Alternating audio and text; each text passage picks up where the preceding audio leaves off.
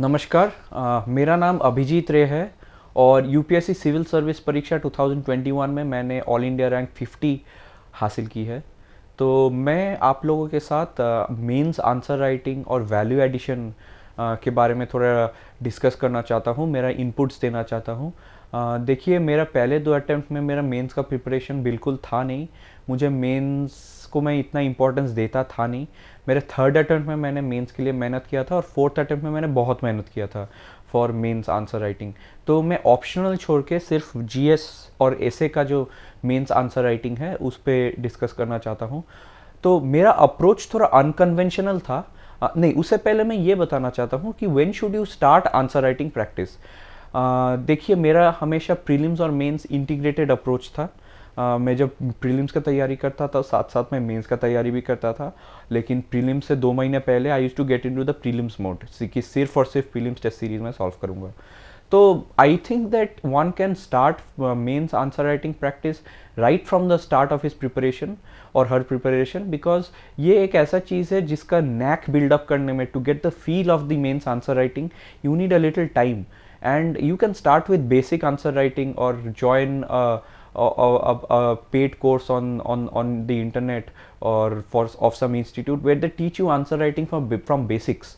I did not do any of that because I come from the ICSE background, so answer writing cogent, clear, very well presented answers, something came, I was comfortable, तो ये मैं कह सकता हूँ। तो but ये options आपके पास exist करता है to brush up on answer writing from the basics, because UPSC answer writing requires a basic, different approach from what we think as answers. You need to be very simple in your presentation. साथ साथ आपको ज़्यादा flowery language नहीं लिखना है, presentation अच्छा करे तो अच्छा है। तो मैं जो कह रहा था कि मेरा एक अप्रोच काफ़ी अनकन्वेंशनल था, इन द सेंस कि मैं इंटरनेट से किसी बंदे का आंसर स्क्रिप्ट उठा लेता था, मतलब नॉट नेसेसरीली अ टॉपर। उसका प्रिंट आंसर कॉपी एक किसी जीएस का 50 पन्ने का निकाल लिया, उसको प्रिंट कर लिया और उसको मैं चेक करता था, इन्विजिलेट करता था, इवेल्युएट करता था, ये देखने के लिए कि what are the thoughts and emotions that are going through my mind. तो मैंने ये, because I wanted to understand how our invigilator feels of correcting the UPSC answer script. So what I found was that एक अगर question पूछा जाए और you are not coming to the point very early, तो I used to get irritated and angry कि this guy is beating around the bush. तो मैंने ये रियलाइज़ किया कि मेंस में we need to come to the point early on. Presentation जिसका अच्छा है, obviously it will give a good impression, क्योंकि ऐसे सोचिए ना, एक invigilator is responsible for correcting hundreds of answer script. So मतलब he is also human being, she is also human being, they have their own biases, own boredom, everything. So you basic हमें ये करना है कि हमें invigilator के लिए easy कर देना है answer our presentation, so that it becomes easy for him or her to evaluate. How do we do that? By writing good introductions, conclusions, by writing headings, by writing it in points, underlining the points. So these are some value additions that I have done. Also for the various GS papers, there are specific value additions that can be done. जैसे कि GS4 में which is ethics paper, what I had done is मैं important जो personalities थे उनका कोई ethical work मैं note कर लिया था। किसी एडमिनिस्ट्रेटर, मतलब आईएएस ऑफिसर्स जिन्होंने बहुत अच्छा काम किया है, उनका मैं एक लिस्ट बना लिया था। तो जैसे प्रशांत नायर ऑफ कोझिकोडे डिस्ट्रिक्ट, उन्होंने बीच क्लीनिंग में एक सोशल ड्राइव ऑर्गेनाइज किया था कॉल्ड तेरे मेरे बीच में, और few years back that became a very successful one. तो ऐसे ऐसे चीज़ें मैं मेमोराइज कर लेता था और इसको मैं लिबरली यूज़ करता था अपने आंसर्स में। Some catchy lines, some catchy quotations, these things can come in useful ethics में।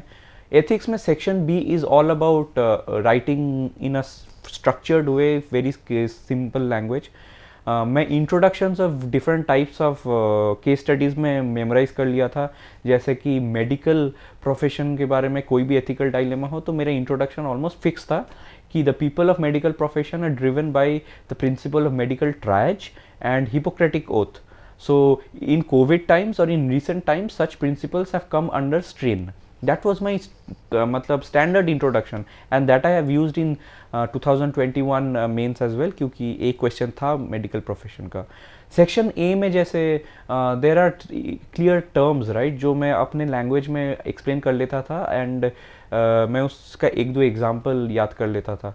Basically GS4 is a simple paper, do not unnecessary complicated. Answer writing पे ध्यान दीजिए, वैल्यू एडिशन पे ध्यान दीजिए, diagrams, block diagrams, flow charts, ऐसे ऐसे चीज़ें which will give a good impression, good presentation skills. Similar for GS3 में although my marks were the least in GS3, only 77, but some things that worked for me is कोई important committee जिसने कुछ अच्छा बोला हो किसी उसके बारे में, जैसे फार्मास्यूटिकल के लिए कटोच कमिटी था, या फिर Rangarajan committee for public private partnership. तो all this things are important. इसका आप लिस्ट बना लीजिए, this will be a value additions and liberally आप इसको नोट कर लीजिए. फिर GS2 में आते हैं. GS2 में आर्टिकल्स आप याद कर लीजिए to write introductions in polity. फिर स्टैटिस्टिक्स याद कर लीजिए, पेंडेंसी के कुछ स्टैटिस्टिक्स याद कर लीजिए, जुडिशरी में काम आएगा. देन फॉर IR एक कंट्रीज़ का कुछ, हर एक कंट्री का कुछ इंट्रोडक्शन याद कर लीजिए, या फिर कुछ थीम्स बेस्ड इंट्रोडक्शंस, कंक्लूजन्स याद कर लीजिए. All this things are. तो हाँ, एक चीज़ मैं बताना भूल गया, मेरा एक टेलीग्राम चैनल है कॉल्ड अभिजीत रे AIR50 UPSC CSE 2021. उसमें मैंने प्रीलिम्स मेंस इंटरव्यू का सारा notes, everything, strategy A to Z मैं उधर डालूंगा. प्रीलिम्स का मैं डाल चुका हूँ क्योंकि I am travelling right now, so mains का मैं कुछ दिन में डाल दूंगा. Today is I think the 12th of June. मैं इन फ्यू डेज में I will put it on. Interview के लिए also I put it on as and when the time comes. तो all these value addition things that I am talking about, I am going to put up my notes.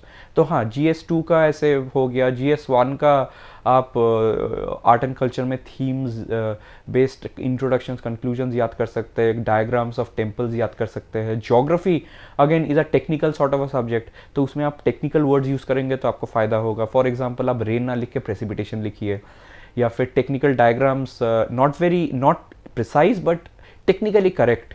मतलब सियाल सीमा जो layers होता है, आप सीमा को ऊपर नहीं दे सकते, सियाल ऊपर है, उसके नीचे सीमा है. तो these are some technical correctness topics जो मैं कह रहा था. तो ऐसे करके आप वैल्यू एडिशन कर सकते हैं. And the point in value addition is two things, it sets your answer apart from other people, and secondly अगर आप क्वेश्चन पेपर थोड़ा डिफिकल्ट आ जाए तो आप it will act as a safety net against very less marks. Maybe मेरा 77, 75, 74 भी जा सकता था अगर ये वैल्यू एडिशंस नहीं होता. एक तो ये, दूसरा चीज़ ये है कि आप इंडिया मैप और वर्ल्ड मैप को 10 सेकेंड्स 15 सेकेंड्स में बनाना सीख लीजिए, ये बहुत काम आता है. GS1 पेपर में मेरे 112 या 113 मार्क्स थे इस बार. एंड आपको पता है 3-4 क्वेश्चंस वर लिटिल ट्रिकी और आंसर्स नहीं पता थे, तो उसमें general answer rather than bluffing एक लिख सकते हैं. और आप you can add value by these value additions. जैसे I had used 10 maps of India and 4 world maps in my GS1 paper total में, तो मेरे मार्क्स भी अच्छे आए थे. तो presentation matters, value addition matters, making it easy for the invigilator matters, because this is at the end of the day exam conducted by humans and given by humans as well. तो ये approach मेरा था, मेरा थोड़ा unconventional approach था. ये जो exam है, ये एग्ज़ाम एक टारगेटेड अप्रोच में आगे बढ़ना चाहिए. जैसे कि आपके माइंड में बहुत क्लियर होना चाहिए कि आप ये एग्ज़ाम क्यों देना चाहते हैं. अगर ये क्लियर हो तो that will act as a motivation for you. तो पहली बात तो ये क्लियर होना चाहिए. एंड सेकेंडली, अगर आपने डिसाइड कर लिया है कि आप ये एग्ज़ाम देंगे, तो you should move away from anything and everything that comes in the way of hindering your preparation. For example, social media, for example, negative influence in your life, that may be people, that may be events, that may be some social media presence. तो ये सब आप धीरे धीरे कम कर लीजिए. कोई radical change आपके लाइफ में मत लाइएगा in your preparation time.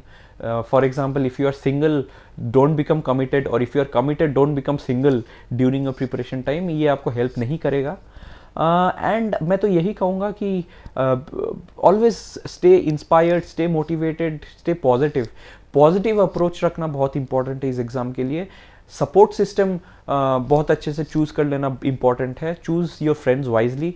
choose people who will be able to look after you when you have the lows in your life, and be grateful for to everyone, to your parents, to the people who are always helping you. And even if you clear this exam with flying colors, don't ever forget the contributions that I mean everyone has made in this long journey, क्योंकि ये journey ही ऐसा है, there are small steps which many people push you towards. So मैं तो यही कहूँगा कि stay positive, stay focused and be driven, because hard work और smart work का कोई alternative है नहीं इस exam में, and only motivation and drive will take you forward. I hope all of you can stay positive and come out of this exam soon and come out with flying colors. And please stay subscribed to my Telegram channel. It's completely free of cost. I have no monetary gain or anything from that. It's just I want to be as democratic as possible and share my notes and strategies so that it can benefit maximum people. तो आप उस Telegram channel को subscribe कर लीजिएगा, और वहाँ पे मेरे नोट्स का 1-2 दिन में मैं डाल देता हूँ उधर, एंड आई होप वहाँ से आपको बेनिफिट हो जाए.